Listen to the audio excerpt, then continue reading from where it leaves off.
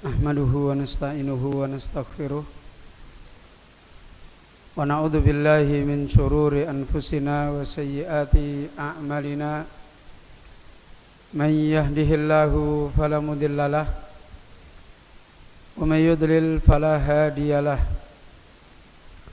wa asyhadu an la ilaha illallah wahdahu la syarikalah wa asyhadu anna Muhammadan abduhu wa rasuluh. Ya ayyuhalladzina amanu taqullaha haqqa tuqatih wa la tamutunna illa wa antum muslimun.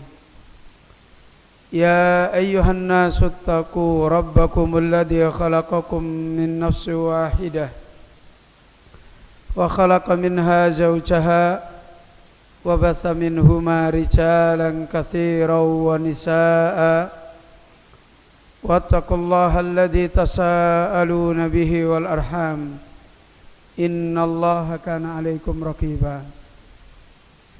Ya ayyuhalladzina amanu taqullaha wa qulu qawlan sadida yuslih lakum a'malakum wa yaghfir lakum dhunubakum wa man yuti'illaha wa rasulahu faqad faza fawzan 'azima. Amma ba'du fa inna ahsanal kalam kalamullah wa khairal huda hudan nabiyyi sallallahu alaihi wa alihi wasallam wa syarrul umuri muhdatsatuha wa kullu muhdatsatin bid'atun wa kullu bid'atin dalalatun wa kullu dalalatin finnar. Kaum muslimin, Bapak-bapak, ibu-ibu, para penuntut ilmu, talabatal ilmi rahimani wa rahimakumullahu jami'an. Alhamdulillah, tidak henti-hentinya kita kembali bersyukur kepada Allah dengan nikmat sebagaimana kesempatan yang tidak henti-hentinya Allah Subhanahu wa taala berikan kepada kita, berupa kita senantiasa diberi oleh Allah wasilah, diberi oleh Allah tariq, jalan, diberi oleh Allah sabil, jalan di mana kita senantiasa menjadi orang-orang yang senantiasa diberikan oleh Allah nikmat. Karena hakikat Allah Subhanahu wa taala memberikan nikmat manakala hamba itu diberikan oleh Allah sabilun nikmah, manakala hamba itu diberikan oleh Allah jalan untuk meraih kenikmatan. Sebagaimana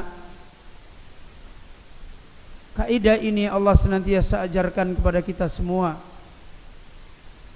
dengan doa yang kita selalu minta kepada Allah Subhanahu wa taala, ihdinas siratal mustaqim siratal ladzina an'amta 'alaihim. Ketika Allah Azza wa Jalla mengajari kita untuk mendapatkan nikmat jalannya Allah, mendapatkan nikmat siratnya Allah, dan ini doa yang kita diajari oleh Allah untuk meminta kepada Allah. Hakikat kita meminta siratnya Allah, sabilnya Allah adalah tidak ada lain agar kita menjadi orang-orang yang akhirnya mendapatkan nikmat yang sesungguhnya dari Allah Subhanahu wa taala.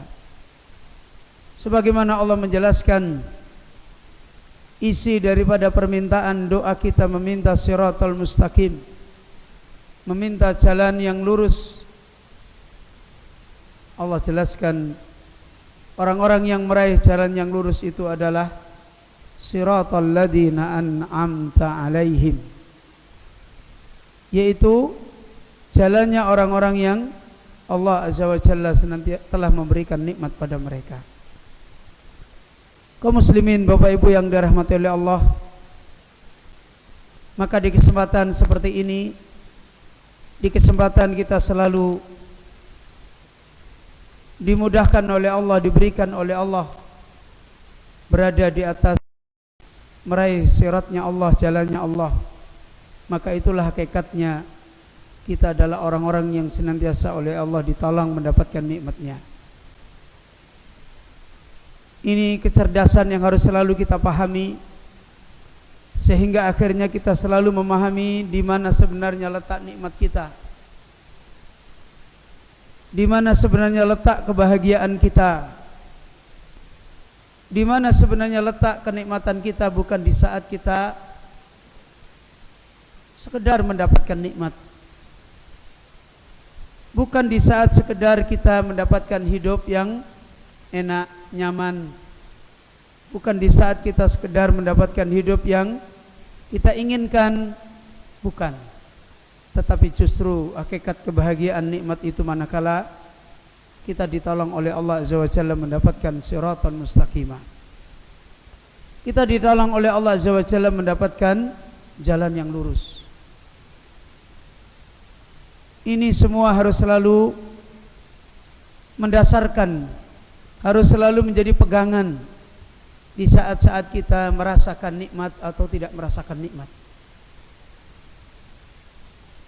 Kita tidak selalu melihat zahirnya nikmat, tapi kita harus selalu melihat jalannya nikmat. Karena kalau kita melihat zahirnya nikmat, maka kita mempunyai keterbatasan yang sangat banyak. Nikmat yang diberikan oleh Allah Subhanahu wa taala tidak bisa dipahami oleh akal-akal manusia. Hanya sekedar memahami nikmat berdasarkan akal. Sebagaimana kebanyakan manusia telah dikritisi oleh Allah, telah diluruskan oleh Allah Azza wa Jalla ketika mereka salah paham memahami nikmat. Sebagaimana Allah Azza wa Jalla berfirman, fa ammal insanu idza mabtalahu rabbuhu fa akramahu fa yaqulu rabbi akraman. Adapun manusia ketika dia diuji oleh Allah kemudian dimuliakan oleh Allah, maka dia berkata, inilah Tuhanku, dia telah memuliakan saya. Baru dia menilai adanya nikmat. Wa idza mabtalahu rabbuhu faqaddara alaihi rizquhu fayaqulu rabbi ahanan. Sebaliknya ketika Allah timpakan ujian bagi dia kemudian rizkinya disempitkan oleh Allah, faqaddara alaihi rizquhu, Allah menyempitkan rizkinya dia, fayaqulu rabbi ahanan, maka dia mengatakan Allah telah merendahkan saya. Dan ini cara memahami nikmat yang salah. Ketika kita lapang, kita merasa diberi nikmat. Ketika kita sempit, kita merasa tidak diberi nikmat. Ketika kita mudah, kita merasa diberi nikmat. Ketika kita sulit, kita tidak merasa diberi nikmat. Ketika kita fakir, kita merasa tidak diberi nikmat. Nanti ketika kaya, baru merasa diberi nikmat. Dan tabiat seperti ini selalu terus-menerus menimpa kebanyakan manusia.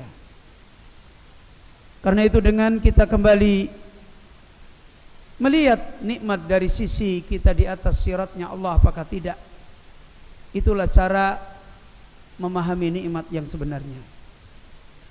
Apakah ketika kita di saat jalannya Allahu Rabbul Alamin mendapatkan kesulitan, kita tidak merasakan bahwasanya kita tidak diberi nikmat? Dan kita justru terbalik, sempitnya kita justru itu nikmat di saat kita diberi oleh Allah siratal mustaqim. Di saat kita berada di dalam kelapangan, kita juga bukan melihat nikmat itu ketika lapangnya kita, tapi kita melihat nikmat ketika kita lapang, kita terus menerus tetap di atas siratal mustaqim. Itulah nikmat. Sehingga kelapangan menjadi wilayah kebaikan dari Allah, mendapatkan sawab, menumbuhkan kebaikan yang berikutnya. Demikian juga kesempitan mendatangkan ajar pahala dari Allah, mendatangkan hikmah dari Allah, mendatangkan muhasabah, mendapatkan makna-makna yang mulia di dalam hidup, sehingga kita juga tetap mendapatkan nikmat. Bapak Ibu yang dirahmati oleh Allah, ikhwani wa akhwati fiddin, maka ini cara memandang nikmat yang harus kita selalu lihat, sehingga kita akan senantiasa mendapatkan sabat, mendapatkan jalan untuk bisa sabar di atas nikmat. Seorang penuntut ilmu misalnya, dia tidak melihat sulitnya dia belajar, lambatnya dia belajar, cepatnya dia belajar, pintarnya ketika dia belajar, enggak. Dia tidak melihat saya menuntut ilmu, orang tua saya miskin, saya menuntut ilmu, orang tua saya kaya, enggak melihat itu. Yang dia lihat, saya adalah menuntut ilmu. Ketika dia menuntut ilmu, itulah nikmat. Sehingga dia tidak akan mengganti nikmat menuntut ilmu hanya dengan alasan lapar, hanya dengan alasan sulit, hanya dengan alasan belajarnya susah. Sehingga dia tidak akan mengganti menuntut ilmu karena saya sudah cukup, ngapain saya nuntut ilmu, makan tidak kurang, mobil ada, motor ada, bapak kaya, ngapain saya nuntut ilmu. Dari sini kita harus bisa melihat hakikat nikmat yang sebenarnya diberikan oleh Allah Subhanahu wa taala. Karena Allah jadikan kebaikan dan Allah jadikan kesempitan, kejelekan, semua adalah wilayah ujian. Wilayah untuk mendatangkan kebaikan iman, wilayah untuk mendatangkan ajrun minallah, wilayah untuk mendapatkan sabat, meraih kebahagiaan yang sesungguhnya, yaitu kebahagiaan manakala kita berhasil melewati negeri, kita berhasil melewati negeri ibtila, negeri bala, negeri ujian, selamat dan mendapatkan husnul khatimah. Karena itu, kalau kita melihat kehidupan para sahabat radhiyallahu anhum, mereka tidak sibuk membicarakan kemiskinan mereka, tidak sibuk membicarakan susahnya mereka, tidak sibuk membicarakan saya yatim, saya orang enggak punya, saya orang kaya, enggak. Sibuknya mereka dalam membicarakan saya di atas siratal mustaqim atau tidak. Baik mereka yang miskin, mereka yang rezekinya sulit, mereka yang mungkin pemahamannya terlambat, mereka yang cerdas dan sebagainya, yang dia bicarakan adalah nasib hidayah mereka. Mereka masih istiqomah, mereka masih bersama Rasulullah, mereka masih bersama dengan para sahabat ataukah tidak? Maka Bapak Ibu ikhwani wa akhwati fiddin talabatal ilmi rahimani wa rahimakumullah, ini yang sebenarnya kita harus selalu lihat nikmat Allah Azza wa Jalla. Dan tidaklah kita selalu saling tolong menolong, tidaklah kita selalu saling menasihati, saling berwasiat, saling terus mengajarkan tentang hakikat kebaikan-kebaikan kita, kecuali adalah kita saling tolong menolong di atas jalan Allah, kita saling berwasiat di atas jalan Allah, kita saling mengajarkan, memberikan petunjuk di atas jalan Allah Azza wa Jalla. Yang demikian ini perjalanannya orang-orang mulia yang tidak pernah berhenti, perjalanannya para anbiya, perjalanannya para ulama, perjalanannya orang-orang soleh, dan kesempatan yang mubarakah, wilayah yang paling baiknya wilayah untuk kita selalu tolong menolong, untuk kita selalu saling memberi yang belum mendapatkan dari yang sudah, kecuali adalah di dalam ilmunya Allah Subhanahu wa taala. Nikmat ilmu hakikatnya adalah nikmat yang dimaksudkan oleh Allah Azza wa Jalla, ihdinas siratal mustaqim, agar kita selalu mendapatkan petunjuk di atas jalannya Allah yang mustaqim, di atas jalannya Allah Subhanahu wa taala yang lurus. Karena itu tidak ada kehidupan surga, tidak ada kehidupan jannah kecuali jannatuna fi tariqillah al-mustaqim, kecuali kehidupan surga kita ketika kita ini terus menerus di atas jalannya Allah yang lurus. Karena itu doanya orang-orang yang di atas siratal mustaqim hanya minta untuk mendapatkan keteguhan di sini. Doanya Rasulullah sallallahu alaihi wasallam, doanya para anbiya hanya minta diteguhkan oleh Allah di sini. Rabbi zidni ilma. Allahumma inni as'aluka ilman nafi'ah. Doanya Nabi.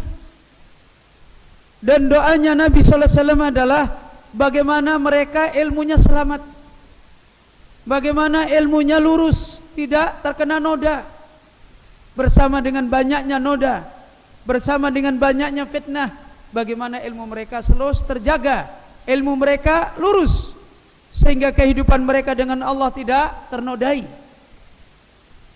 sehingga mereka sejak awal diberikan oleh Allah ilmu sampai bertemu dengan Allah menjadi orang ikhlas, menjadi orang yang di atas siratal mustaqimah, yang istiqamah. Karena itu doa Rasulullah sallallahu alaihi wasallam selalu meminta keselamatan ilmu. Ihdini lima ikhtulifa fihi minal haq. Tunjukkan kepadaku ya Allah apa yang diperselisihkan manusia, apa yang dipertentangkan manusia, apa yang manusia terjadi fitnah di dalamnya, mana yang benar. Arinil haq warzuqni ittiba'ah. Tunjukkan kebenaran yang sebenarnya, berilah aku kekuatan untuk mengikuti. Arinil batil. Tunjukkan kepadaku kebatilan dengan sebenarnya. Warzuqni ijtinabah. Dan berilah aku rizki untuk kuat menjauhkan yang batil. Wala taj'al huli multabisan. Jangan engkau jadikan kepadaku ya Allah terjadi kesamaran, terjadi kekacauan, terjadi kebingungan, mana yang benar, mana yang salah, mana yang hak, mana yang batil, sehingga fa'adil, saya menjadi orang tersesat kembali. Ini doa Rasulullah sallallahu alaihi wasallam.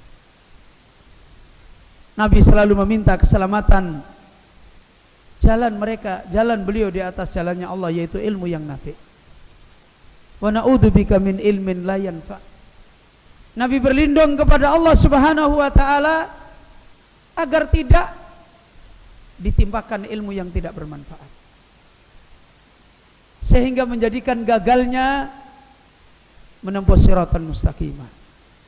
Nabi meminta kepada Allah, alimni ma yanfa'uni, ajarkan kepadaku yang memberi manfaat kepadaku, wanfa'ni bima 'allamtani, berilah kemampuan untuk mendapatkan manfaat apa yang kau ajarkan padaku.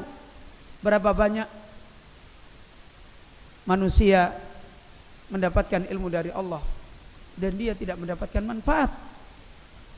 Berapa banyak dia mengambil manfaat dari ilmu yang tidak bermanfaat. Karena itu Nabi sallallahu alaihi wasallam berdoa, alimni ma yanfa'uni, agar diberi ilmu oleh Allah yang memberi manfaat. Banyak manusia mereka berusaha mengambil manfaat tetapi ilmunya tidak bermanfaat, sehingga yang didapat tetap tidak bermanfaat. Banyak manusia diberi oleh Allah ilmu yang sebenarnya aslinya bermanfaat, tetapi dia tidak ditolong oleh Allah untuk bisa mengambil manfaat. Semua kegagalan adalah kembali kepada kegagalan ilmu. Karena itu Allah Azza wa Jalla menjelaskan sifatnya orang-orang yang gagal, dan Allah Azza wa Jalla menjelaskan sifatnya orang-orang yang berhasil. Allah Azza wa Jalla menjelaskan sifat mereka langsung dengan pelakunya, langsung dengan pembawanya. Minan nabiyyina wasiddiqina wasuhada'i wassalihin. Jelas. Supaya jelas kita melihat siapa ilmunya yang bermanfaat, siapa yang bisa mendapatkan manfaat dengan ilmu para nabi. Sehingga tidak ada lagi catatan bagi kita ketika ingin mendapatkan keteguhan nikmat ilmu, kita tidak ingin mengikuti caranya Nabi. Dengan bahasa apapun, dengan kalimat apapun, yang intinya sebenarnya kita adalah tidak ingin mengikuti Nabi secara utuh. Wasiddiqina, dan mengikuti orang-orang yang benar yang mewarisi Nabi. Wasyuhada, dan mengikuti orang-orang yang berjihad di jalan ilmunya Allah, di jalan agamanya Allah. Wassalihin, dan mengikuti jalannya orang-orang yang soleh. Jelas. Dan demikian juga Nabi mengingatkan sifatnya orang-orang yang mereka tidak jelas mendapatkan ilmunya Allah. Ghairil maghdubi alaihim waladdallin. Bukan jalannya orang yang dimurkai. Ilmunya benar, ilmunya lurus, ayat semuanya tahu, hadis semuanya tahu, tapi hidupnya rusak, akhlaknya rusak. Berarti ada yang tidak benar, dia mengambil ilmu yang benar, sehingga dia tidak ditolong oleh Allah mendapatkan ilmu yang benar, sehingga dia tidak ditolong oleh Allah mendapatkan manfaat dari ilmu yang bermanfaat. Akhirnya dimurkai oleh Allah. Ilmunya betul, Al-Qur'annya betul, dia pun dapat secara dalil, hadis juga begitu, dia pun baca, tetapi hidupnya tidak mendapatkan manfaat, hatinya tidak mendapatkan cahaya dari Al-Quran, dari sunnah, dan seterusnya. Waladdallin, dan bukan orang-orang yang mereka telah sesat. Mereka ingin menjadi orang bermanfaat dengan ibadah, dengan taat, dengan amal soleh, tetapi ilmu yang dilakukan bukan ilmu yang bermanfaat, ilmu yang dia dapat bukan ilmu yang benar, akhirnya dia pun tersesat.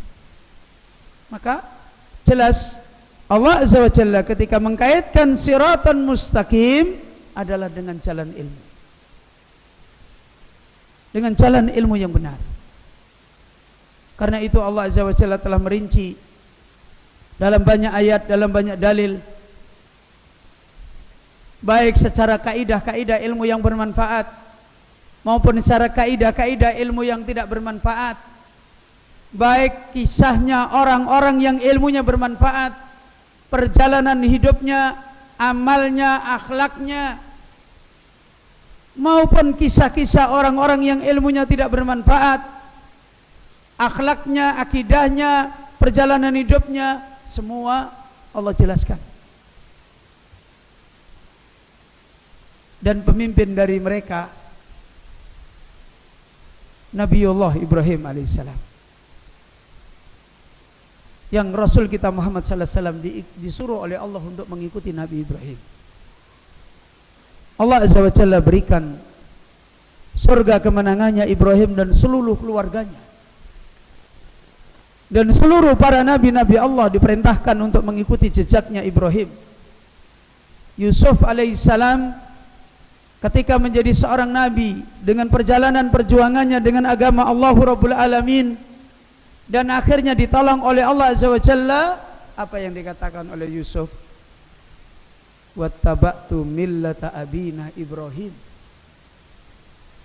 Karena saya telah mengikuti agama bapak kami, yaitu Ibrahim alaihissalam. Rasul kita Muhammad sallallahu alaihi wasallam pun diperintah oleh Allah untuk mengikuti Ibrahim alaihissalam. Kalimat yang harusnya menjadi marja, menjadi tempat kembali baik orang Islam, baik orang Yahudi, baik orang Nasrani, kalau mereka ingin mendapatkan kebaikan dengan nikmat Allah di atas siratal mustaqim, lihatlah Ibrahim, yang tidak perlu dipertentangkan, ditolak. Orang Islam tidak mungkin menolak Ibrahim alaihissalam. Secara perjalanan Nabi Muhammad SAW keturunannya Ibrahim. Orang Nasrani, orang Yahudi juga punya jalur semua dengan Ibrahim alaihissalam. Kenapa mereka tidak melihat Ibrahim alaihissalam? Kenapa mereka tidak kembali kepada agamanya Ibrahim ilman wa amalan?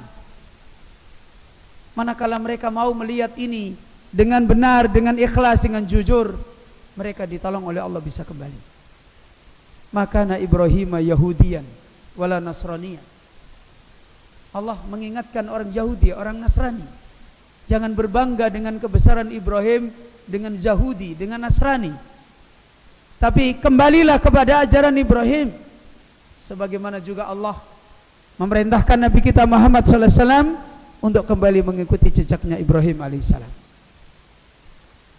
Kaum muslimin Bapak Ibu yang dirahmati oleh Allah Subhanahu wa taala. Maka sebagaimana kajian kita Nahwa Jannatil Hayah, contoh daripada surga kehidupan yang diperintahkan oleh Allah, diajarkan oleh Allah, yang kita kembali mengambil nasihat bagaimana agar kita ditolong oleh Allah mendapatkan nikmat yang sebenarnya, ditolong oleh Allah mendapatkan jannah fid dunya wa jannah fil akhirah. Tatkala kita kembali mendapatkan petunjuk jalan bagaimana mendapatkan jannah fid dunya thumma fil akhirah, bagaimana kita mendapatkan surga di dunia kemudian di akhirat. Yang hakikat jannah ini adalah kembali kepada hayatuna ma'allah,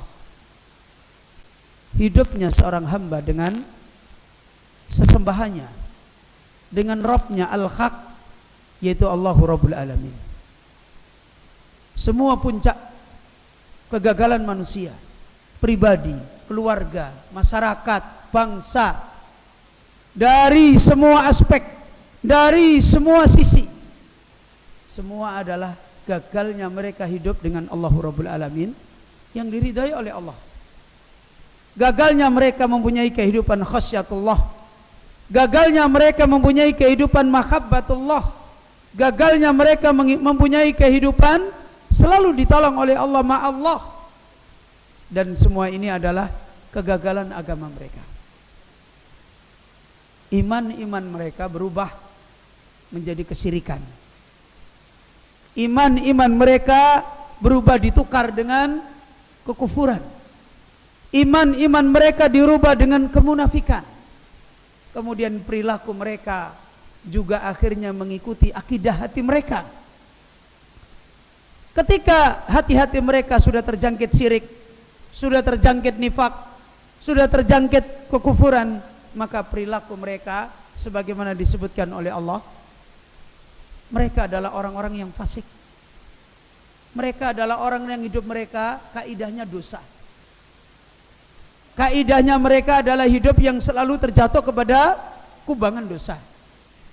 Hidup tidak bisa menjadi hamba yang taat, tidak bisa menjadi penuntut ilmu yang taat, menjadi guru yang taat, menjadi orang alim yang taat, menjadi istri yang taat, menjadi suami yang taat, menjadi masyarakat yang taat, menjadi pemimpin yang tidak bisa semua.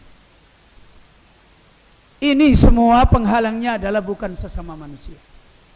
Penghalangnya adalah karena rusaknya ikhlas yang ada di dalam hati. Lihat manusia sekarang, ketika mereka buruk kehidupannya, melempar ke orang lain. Berapa banyak anak-anak sekarang ketika jelek, karena bapak saya dulu begini, karena ibu saya dulu begini. Istri ketika jelek, ya suami saya begini.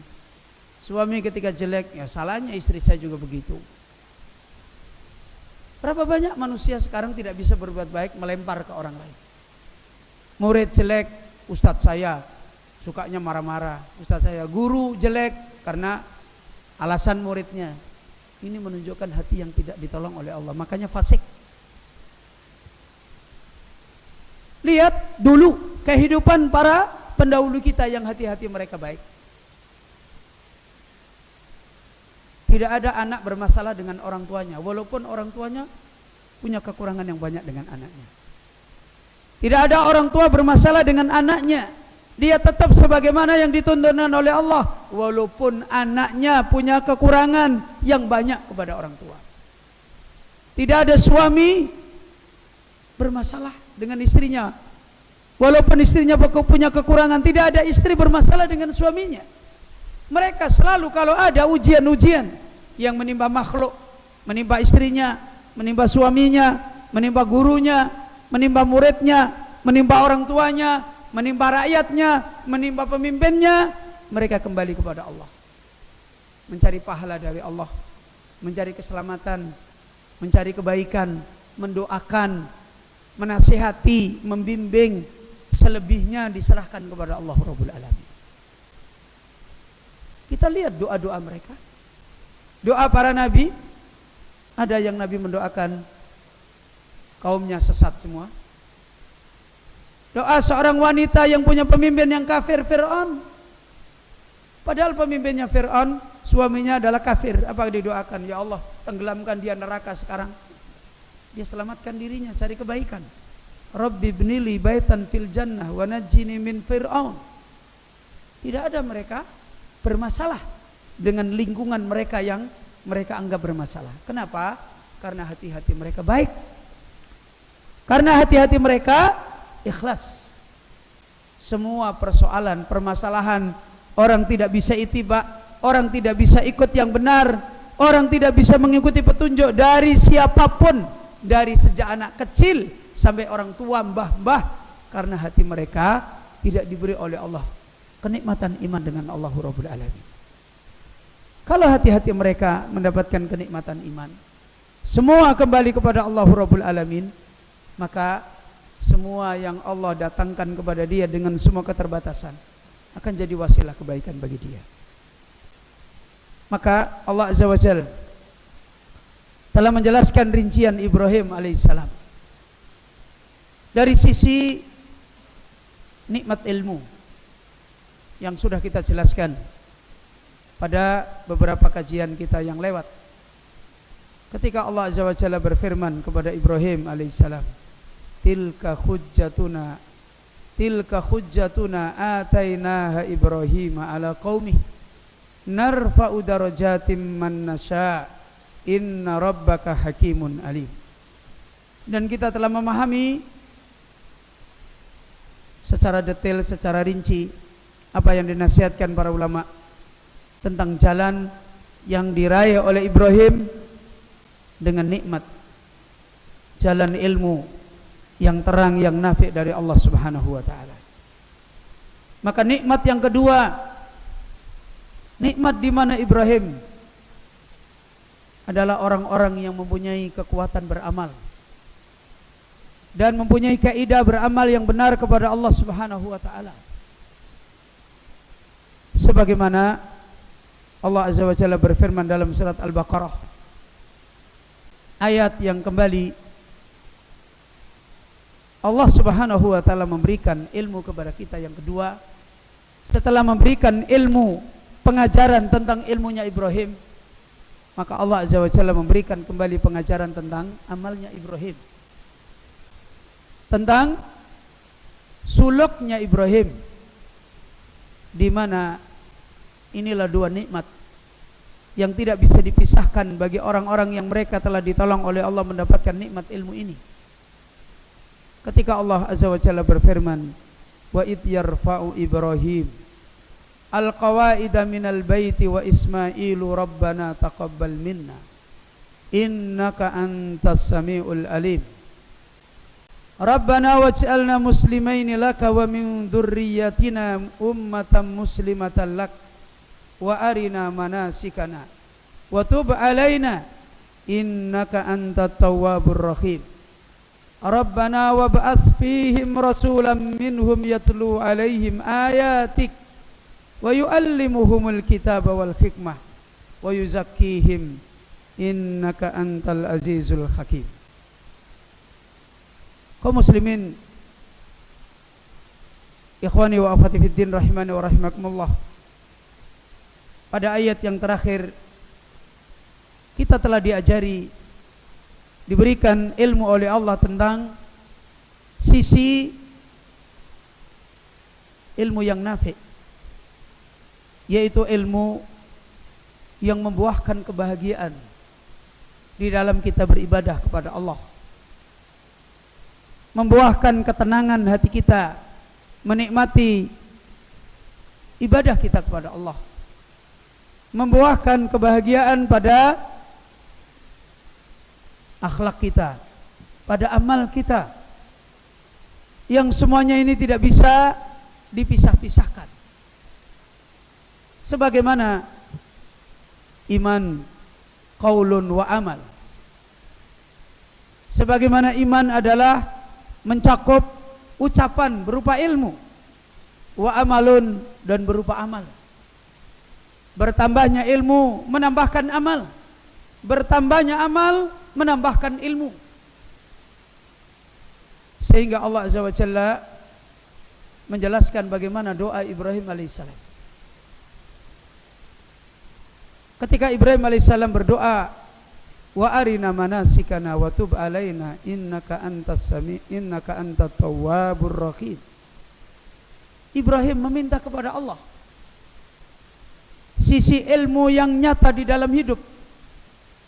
Ibrahim meminta kepada Allah untuk mendapatkan hikmah dari ilmu yang nyata. Minta ditunjukkan ibadah yang dinampakkan oleh Allah dalam bentuk praktek secara anggota tubuh, secara utuh, sehingga ibadah ini akan banyak memberikan makna ilmu. Yang demikian ini adalah sebagaimana Ibrahim alaihissalam pun berusaha agar ilmu yang dipahami oleh Ibrahim dari wahyu menjadi kuat dengan ilmu yang dilihat oleh Ibrahim secara nyata. Ketika Ibrahim minta ditunjukkan oleh Allah bagaimana Allah maha menghidupkan semua makhluknya, maka Ibrahim pun ditunjukkan oleh Allah.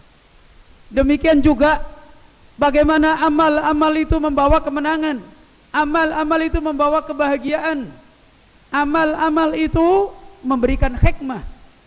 Maka Ibrahim alaihissalam berdoa meminta kepada Allah, wa arina manasikana,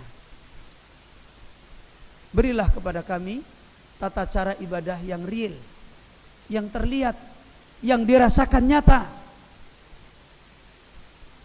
Maka ini ayat yang sebagaimana pada kajian kita yang telah lewat,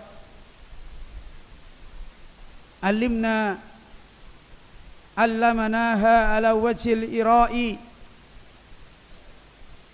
wal musyahadati liyakuna ablagha yahtamilu ayyakunal muradu bil manasik a'malul hajj kulluha kama yadullu alaihi siyaq wal maqam. Sebagaimana beliau Sa'di rahimahullah menjelaskan, ketika Ibrahim berdoa kepada Allah Azza wa Jalla, tunjukkan kepada kami ibadah-ibadah yang nampak, manasik ibadah.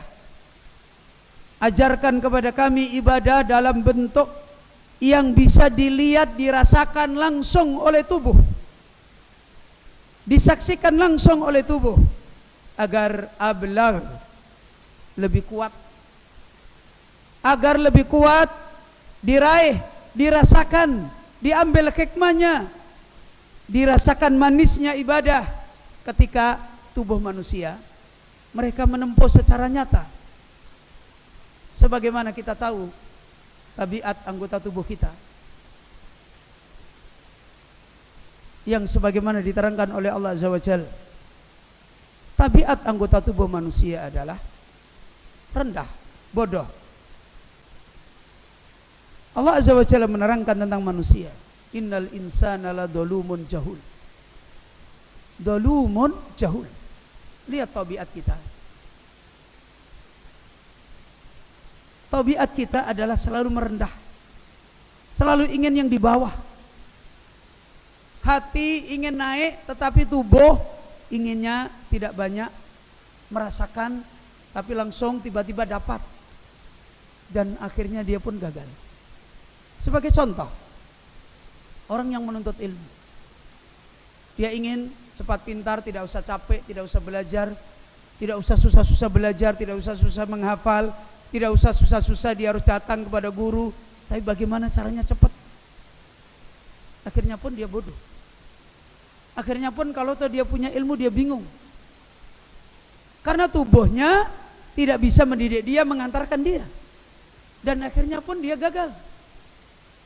Dan lihat kebanyakan orang-orang berilmu yang ditolong oleh Allah ilmunya, justru ketika mereka mau merealisasikan tubuh mereka terlibat di dalam ilmu, capek, lapar, menahan mata dan sebagainya, yang tadinya ketika dia belum berkorban jiwanya, perbuatannya belum ditumpahkan ke sana, yang dia pikir semua hanya memberatkan.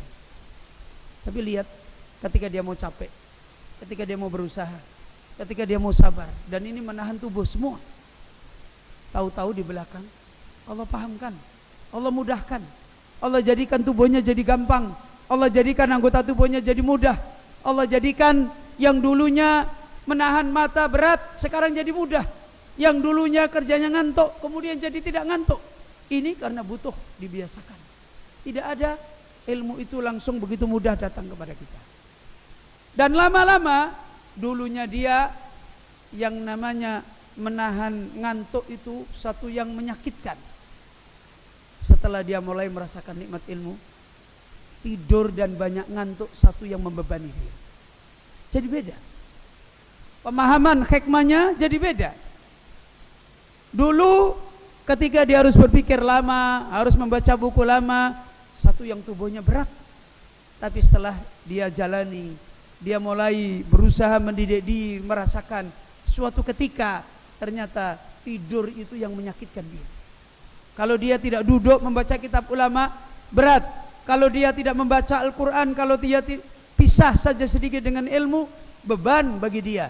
Beda jadinya. Ini semua ketika seorang hamba mereka memahami satu sisi ilmu yang diajarkan oleh Allah, yaitu agar kita amalkan, kita ambil hikmahnya, kita jalani, kita mau capek, kita mau susah, akhirnya suatu ketika itu semua jadi kebaikan kita di dalam mendapatkan kemuliaan ilmu. Demikian sehingga Allah Azza wa Jalla menunjukkan Ibrahim.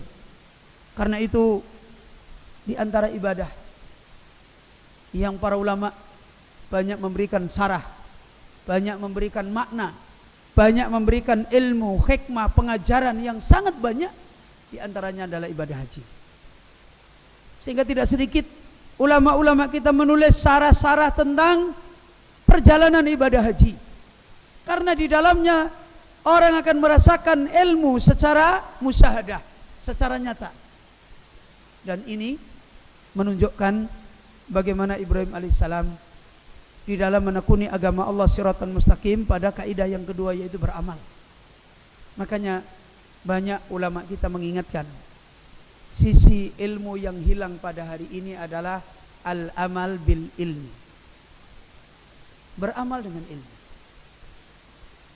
Beramal dengan ilmu adalah sisi yang hilang. Coba kita lihat sekarang.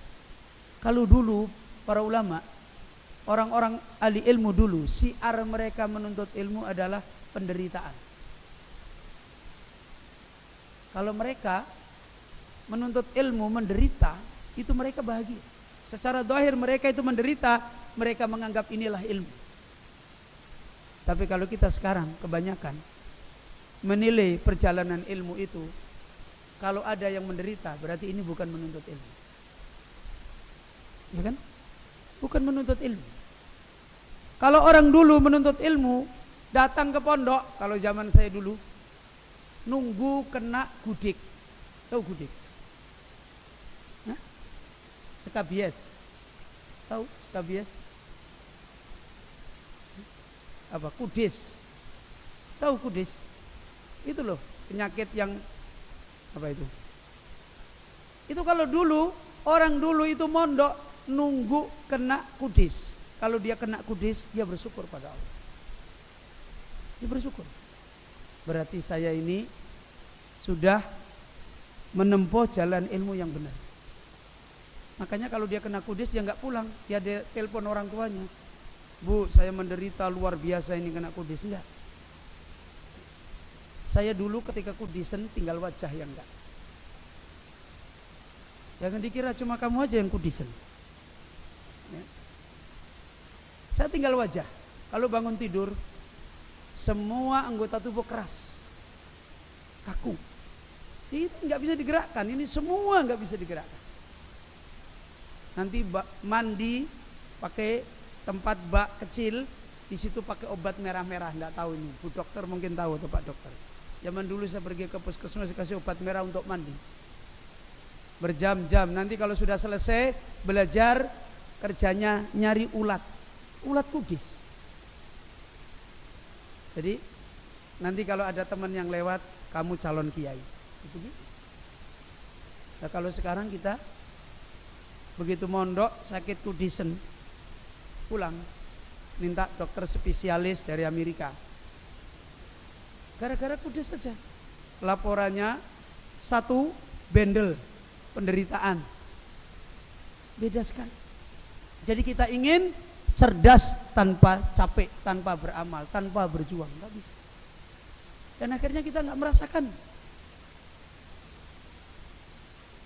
Ini apa yang dilalui. Kalau ulama dulu, la yunalul ilm birohatil jasad. Perjalanan ilmu itu tidak dihiasi dengan tubuh yang istirahat. Kalau kita sekarang inginnya perjalanan ilmu itu dilalui dengan banyak istirahat, banyak nganggur. Kalau dulu mereka ini tidak ingin melewatkan hari-hari mereka dengan pengangguran. Loh Ustaz, saya sudah belajar, saya sudah menghafal, saya sudah hafal, masih banyak yang lain. Jadi tidak nganggur mereka. Kalau saya dulu ketika nuntut ilmu, selain waktu belajar, selain waktu menghafal, murojaah dan sebagainya, ada waktu beramal. Bawa kambingnya Pak Kiai ke sawah, bawa arit. Itu tidak tanya gajinya berapa Pak Kiai, enggak. Setiap pagi bajunya anak-anak Kiai saya, termasuk sampai bajunya istrinya, saya yang mencucikan. Jadi dulu tidak ada waktu nganggur. Waktu dipakai kebaikan semua. Loh di sini, loh Ustaz saya pengen bantu celananya Ustaz, nggak usah, itu loh kamar mandi dibantu. Nggak usah celana saya. Oh ada kamar mandi kotor dibiarin. Ada di situ kotor dibiarin, ada ini kotor dibiarin. Itu cukup sibuk, nggak usah diperintah kerja bakti massal, nggak perlu. Loh kalau dulu kita ini berlomba. Nah kalau kita sekarang pengennya, wah sudah hafal terus pengangguran, akhirnya yang didatangi penjual. Bagaimana penuntut ilmu seperti ini? Para ulama kita dulu, mereka menggunakan waktu mereka antara memahami ilmu dan antara taat, antara ibadah. Kemarin sudah dijelaskan tanda-tanda kerasnya hati dan bagaimana mengobatinya. Ya kan begitu kan? Ini dikembalikan. Kalau kita ingin ditolong oleh Allah di atas siratan mustaqim. Nabiullah Ibrahim, sehingga diterangkan para ulama, wa yahtamilu ayyakunal murad ma huwa a'ammu min dalika. Bahkan kata Syekh Sa'di, maksud daripada doa Ibrahim bukan cuma Nabi Ibrahim minta diberikan ibadah yang nyata seperti ibadah haji, bukan. Tapi kata beliau Syekh Sa'di, jauh lebih besar daripada itu, lebih luas daripada itu. Wa huwa din kulluhu wal ibadatu kulluhu. Bahkan semua agama ini adalah amal. Semua agama ini adalah ibadah. Sehingga penuntut ilmu itu adalah orang yang punya kehidupan ibadah dengan Allah paling bahagia. Apa-apa dihadapi dengan ibadah. Apa-apa dihadapi dengan dekat kepada Allah. Berusaha mendapatkan hikmah dengan ibadahnya. Menghadapi masalah dengan ketaatan kepada Allah. Inilah cara kenapa Ibrahim berdoa kepada Allah, arina manasikana. Karena hakikat kebahagiaan ilmu adalah dengan amal. Sehingga Imam Ahmad bin Hanbal pernah mengatakan, tidak pernah datang satu hadis Nabi pun kecuali saya pernah mengamalkan, walaupun cuma sekali. Tidak datang satu pun hadis Nabi kecuali saya pernah mengamalkan, walaupun itu cuma sekali. Dan ini letak hakikat orang diberi ilmu oleh Allah Azza wa Jalla. Sehingga doa yang dimintakan oleh Ibrahim alaihissalam, kebahagiaan Ibrahim di dalam jalannya Allah Azza wa Jalla adalah kebahagiaan sibuk dengan taat kepada Allah, sibuk dengan berkorban kepada Allah. Kalau kita sekarang ditanya, ada yang mau seperti hidupnya Ibrahim alaihissalam? Ada yang mau? Punya anak yang disayangi, disuruh motong. Ada yang mau? Ada yang mau? Punya anak masih kecil, bayi sama ibunya, suruh taruh di tempat yang sepi. Ada yang mau? Gak ada yang mau. Seperti Nabi Ismail, punya istri, baru senang-senangnya Ibrahim datang, kamu cari istrimu. Ada yang mau? Coba lihat kehidupan Ibrahim. kehidupan Sarah, kehidupan Hajar. Sudah tua, umurnya 60 lebih, 70, sudah mandul, sudah fisiknya enggak kuat, diberi anak. Ada yang mau? Hal-hal yang luar biasa semua. Tapi kita merasakan itu kayaknya satu penderitaan. Loh wis tua umur 70 kok ngelahirkan kurang susah banget. Tapi itu kebahagiaan. Itu kemenangan. Lo punya anak baru lahir, kok disuruh ke sana jalan dari Palestina ke Mekah, pembawa ilmu cuma begini. Ada yang mau? Menurut kita, waduh sengsaranya kita. Tapi justru itu kemenangan yang diberikan oleh Allah, jannah yang diberikan oleh Allah pada Ibrahim. Terus, maka seringkali manusia lelah dan capek dengan ilmu. Kenapa? Karena ilmu hanya disimpan di otak saja. Ilmu tidak pernah diresapi, dinikmati dengan amal, dengan berjuang, dengan keliling dunia membawa ilmunya Allah, mengorbankan hidupnya di dalam jalan Allah. Mana ada bahagia orang seperti itu? Tidak akan bahagia. Kebahagiaan orang-orang ahli ilmu ketika mereka hidupnya berkhidmat dengan ilmu, berkhidmat kepada manusia dengan ilmunya Allah. Itu kebahagiaan mereka. Bukan duduk terus bantah-bantahan tiap hari, kamu sesat, saya betul, saya bingung, kamu tidak bingung, enggak begitu. Ini perjalanan para ulama dulu. Karena itu para ulama dulu penuh dengan hikmah. Kehidupannya penuh dengan hikmah. Cara belajarnya penuh dengan hikmah. Cara beramalnya penuh dengan hikmah. Dia bahagia, manusia orang lain melihat juga, Masya Allah. Ini karena mereka membangun ilmu yang betul. Dan ini sisi yang banyak manusia mereka lengah. Orang-orang yang punya kepentingan dengan ilmu di zaman sekarang seperti ini. Makanya menempuh jalan ilmu baru sebentar sudah libur. Sudah libur. Jadi santri 3 tahun aja Ustadz, setelah itu saya nggak usah jadi santri. Libur. Menuntut ilmu panjang sedikit, bertele-tele, udah nggak bisa, nggak bahagia. Ini saya belum lama cerita, saya punya guru dulu di PGA. Kalau muridnya diajar guru Al-Quran dan hadis. Kalau muridnya diajar, kemudian ada yang begini, nah begini aja sama temannya, bukunya langsung ditutup. Kemudian bajunya dirapikan, dia keluar di luar aja begitu. Dia lihat pemandangan, kita dibiarin. Itu kita sedih.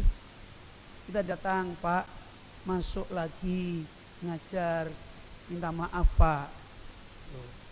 Itu dengan begitu gurunya kita, kamu nakal-nakal semua, makanya saya nggak mau ngajar. Itu kita nggak capek dengan ini. Kita sekarang menuntut ilmu, pokoknya gimana caranya, nggak perlu apa-apa, otaknya langsung pintar. Ditegur gurunya sedikit, waduh, nuntut ilmu kok dimarahi guru, nuntut ilmu kok ditegur, nuntut ilmu dilarang ini, dikasih tahu ini. Sehingga akhirnya kita tidak bisa merasakan hakikat ilmu, kebahagiaan ilmu, kecuali hanya otak kita yang penuh dengan ini. Habis itu bingung, habis itu libur, kemudian nggak jadi pembawa ilmu, jadi pedagang kambing aja. Ini menunjukkan orang yang sudah keliru memahami ilmu. Makanya nggak bahagia dengan ilmu. Orang sekarang banyak orang nggak bahagia dengan ilmu. Penuntut ilmu nggak bahagia dengan ilmu. Sampai saya katakan ada seorang alim, seorang ustadz ngelihat ada temannya ustadz yang lain usahanya sukses, berhasil, maka dia mendekati temannya.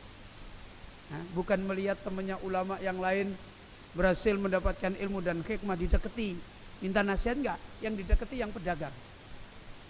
Itu kenapa didekati? Dia pengen buka cabang. Padahal dia diberi kemuliaan oleh Allah ilmu. Dia pengen buka cabang dengan ini. Saya bilang, kamu pengen jadi orang alim atau pengen jadi pedagang? Loh kan kalau bisa dua-duanya. Iya. Kalau dua-duanya bisa, dalam pengertian bagaimana maksudnya? Ujung-ujungnya ilmunya nanti diringankan, bisnisnya dibesarkan. Bukan tidak boleh bisnis. Kalau memang ada orang alim yang mereka ini diberikan oleh Allah kekayaan, bisa saja, tapi tidak dengan bingung membuat program kekayaan. Tidak bingung dengan membuat program kekayaan.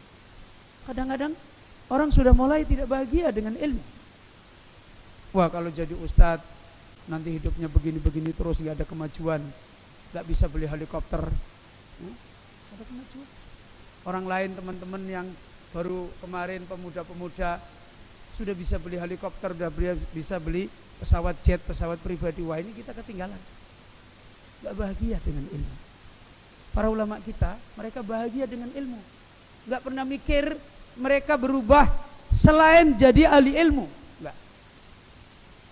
Sampai mereka dipertemukan oleh Allah Rabbul Alamin. Apapun keadaan dia. Kalau mereka ditakdirkan oleh Allah menjadi orang kaya, dia tidak merasa bahagia dengan kekayaannya, tapi bahagia dengan ilmu. Karena mereka merasakan manisnya ilmu, manisnya beramal dengan ilmunya Allah Azza wa Jalla. Ini hakikat makna yang tadi diterangkan oleh beliau Sa'di. Hakikat kenapa Ibrahim meminta arina manasikana, agar menjadi orang berilmu yang mendapatkan hikmah dengan perjalanan amal dia, capeknya dia, perjuangannya dia, karya-karya yang kemudian dia lakukan, ibadah-ibadah dia, ketaatan dia, sibuknya dia mentaati Allah, itu menjadi wasilah dia mendapatkan kebahagiaan ilmu. Li'anna nusuk at-ta'abbud, karena hakikatnya makna nusuk, manasik itu jamak dari nusuk. Inna salati wa nusuki, maknanya adalah ta'abbud, ibadah.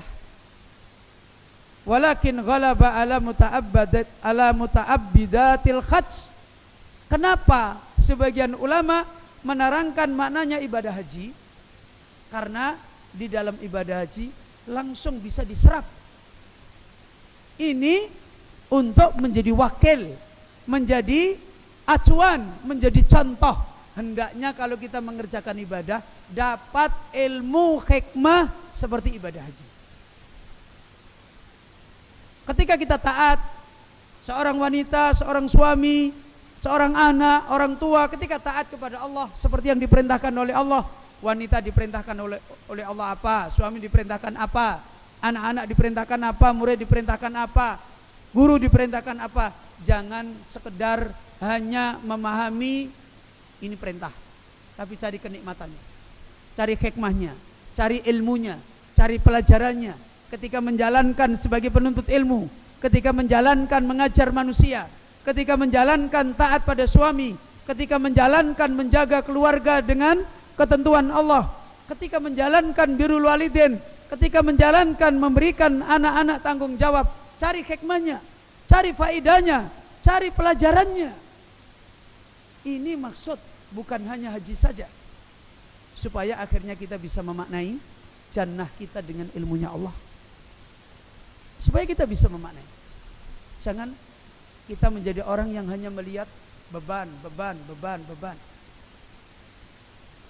Saya ketika dulu masih usia sanawiyah, banyak merenung dan jawabannya sekarang. Dulu banyak saya renungi, kenapa ya? Jawabannya sekarang. Apa itu? Saya ketika mondok, pada waktu itu anak yang mondok yang sambil kerja hanya saya, dan usianya masih usia SMP, sanawiyah. Dan orang-orang semua teman saya mondok, semua tiap bulan dijenguk, hanya saya nggak pernah dijenguk. Ya, hanya saya nggak pernah dijenguk. Kalau mereka jenguk dibawakan makanan, saya lihat, enaknya dia bawa makanan. Bapaknya datang, saya tidak. Malah kalau saya pulang, bapak saya marah-marah. Apa kalau kamu menuntut ilmu terus, nanti nasinya datang sendiri di periuk? Apa terus duitnya datang sendiri? Kadang-kadang saya nggak kuat menahan diri. Kalau sudah nggak kuat menahan diri, saya pergi ke sawah. Karena dulu di belakang pondok saya itu sawah. Terus pergi ke sawah, ke galengan. Tahu galengan? Galengan sawah? Mana yang bapaknya punya sawah? Galengan sawah. Ya, tanaman padinya itu masih tumbuh hijau. Saya sembunyi di sana supaya nggak dilihat teman-teman saya. Merenung sendiri, tanya sendiri, ngomong sendiri. Ya Allah, kenapa Engkau takdirkan saya menuntut ilmu seperti ini? Kenapa orang lain tuh menuntut ilmu kok enak, tinggal datang, tinggal ini. Dan nggak pernah malaikat turun menjawab. Nggak ada malaikat turun nih jawabnya, nggak ada. Jawabnya sekarang. Apa jawabnya? Oh, ternyata saya dulu ditakdirkan oleh Allah begitu karena nanti punya murid juga nakal-nakal gitu. Jadi biar saya kuat, muridnya ndelul ndablek kuwi masih bisa begogok duduk. Kalau saya dulu tiap hari makan enak ini, muridnya ndablek, wah saya liburan. Jawabnya sekarang. Oh, ternyata muridnya ndelul diadep kayak gini toh. Oh, ternyata dulu saya dibuat sengsara begitu oleh Allah. Jawabannya itu sekarang. Ini bukan dalil bagi kalian. Kalau begitu kita seragam nakal. Bukan dalil bagi kalian. Bukan. Kalau kalian seragam nakal akan ditanya malaikat. Itu contoh. Kalau kita hanya melihat sengsaranya saja nggak dapat apa-apa. Karena kita melihat ke sana, akhirnya kita melihat, oh masya Allah, kalau dulu saya tidak ditakdirkan seperti itu, saya membawa agama sebentar sudah terbuang. Nggak kuat menghadapi fitnah, nggak kuat ternyata dengan dibiasakan oleh Allah seperti itu. Di belakang ada hikmah, ada ilmu yang Allah berikan. Ketika menghadapi aneh-aneh, macam-macam, masih punya kebiasaan untuk sabar. Ini satu contoh. Makanya ketika kita menjalani taat, jangan dilihat sekedar itu beban, diambil ilmunya. Jadi istri taat pada suami kok susah, kok jangan dipikir susahnya. Lihat hikmahnya.